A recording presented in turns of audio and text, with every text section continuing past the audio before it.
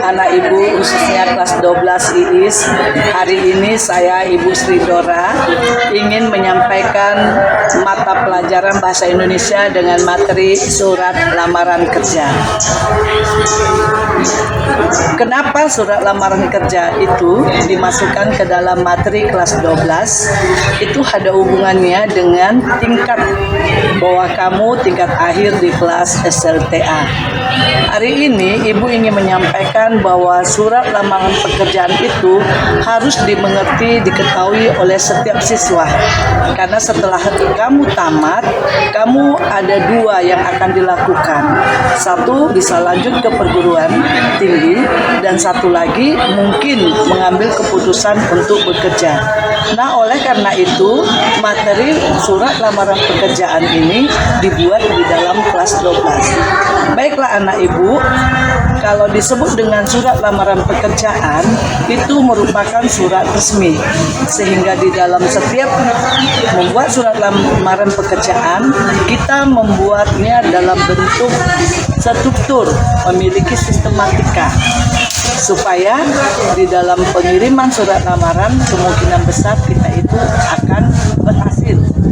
Nah, baiklah, kita akan belajar cara membuat surat lamaran pekerjaan.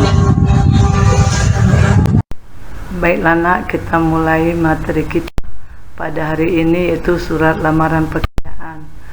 Di dalam materi kita harus mengetahui KD kita hari ini mengidentifikasi isi dan sistematika surat lamaran pekerjaan yang dibaca.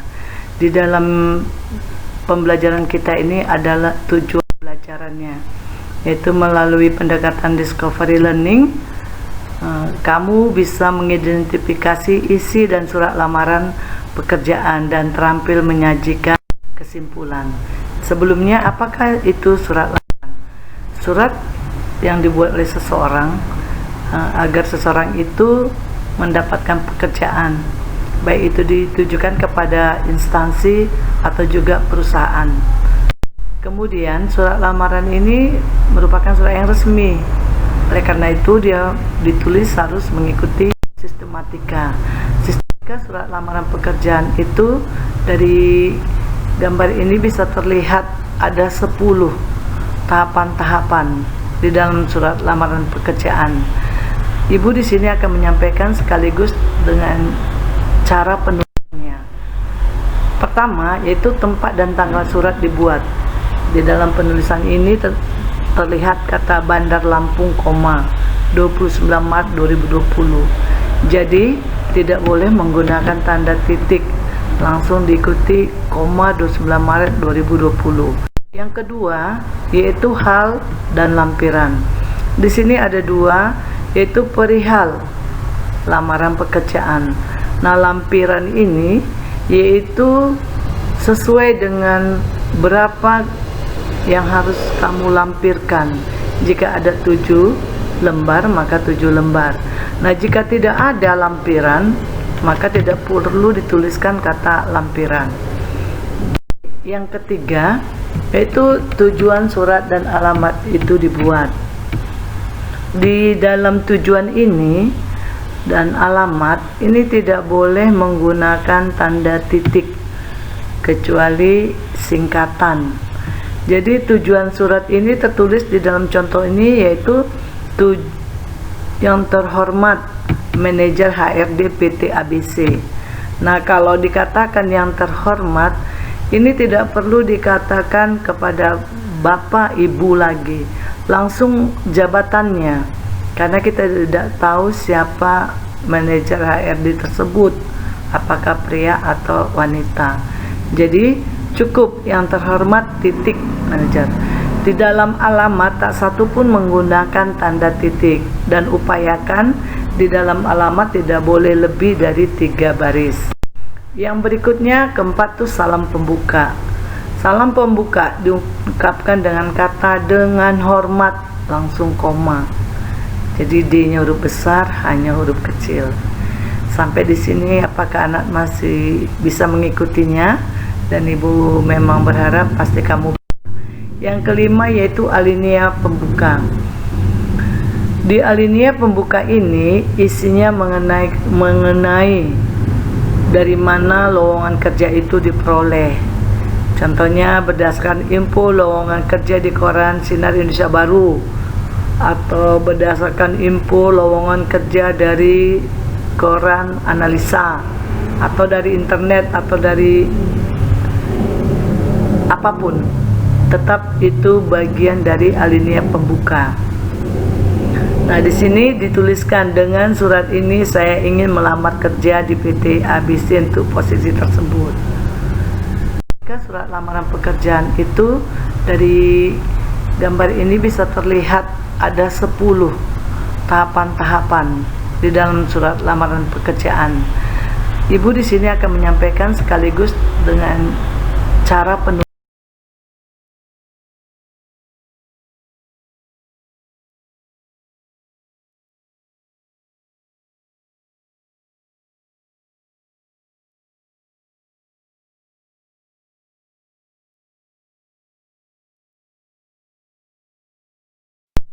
Nah, di sini ada tertulis, berikut ini data diri saya. Nah, kalau kamu perhatikan di situ data pribadi dimulai dengan nama, jenis, tempat, pendidikan, dan alamat. Semua ini menggunakan huruf kecil. Ini ada silap penulisan Ibu, pendidikan dan alamat. Seharusnya ini menggunakan huruf kecil. Jadi nama titik dua baru nama kita yang buat menggunakan huruf kapital, huruf awalnya, awal suku katanya. Jadi kalau ada 2 kata namanya Jack Marpaung, J-nya besar, M-nya besar tuh. Nah, yang berikutnya, yang ketiga itu, untuk melengkapi surat lamaran pekerjaan ini saya lampirkan data-data berikut. Nah, inilah disebut dengan yang mau dilampirkan. Ada daftar riwayat hidup, fotokopi EKTP, fotokopi ijazah terakhir, fotokopi sertifikat kalian yang diperoleh, bisa lebih dari 1, 2, 3, foto terbaru, biasanya ini paling lama 3 bulan, fotokopi surat catatan kepolisian jika diminta, fotokopi kartu kuning. Itulah yang menjadi dasar penilaian dari perusahaan untuk menerima orang.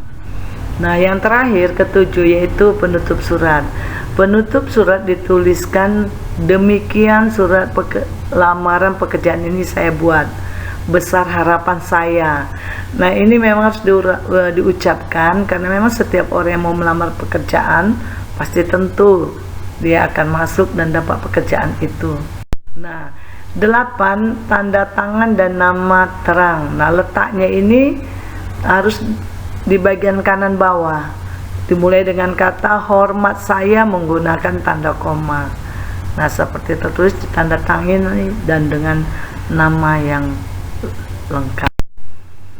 Kemudian menurut Ibu, kamu sudah memahami struktur surat lamaran kerja, bagian-bagiannya, penulisannya. Jadi Ibu ingin kamu bacalah surat lamaran di bawah ini dan identifikasikanlah serta perbaikilah kesalahannya.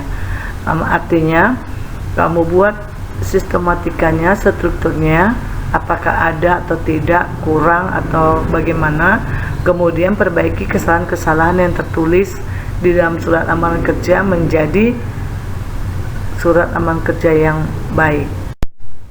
Nah, inilah surat lamaran yang akan kamu baca dan kamu perbaiki. Demikianlah keterangan Ibu. Ibu ingin kau mengerjakannya dengan baik, walaupun kita berjauhan. Ibu yakin dan percaya kalian masih tetap semangat walaupun belajar di rumah. Sekian dan terima kasih.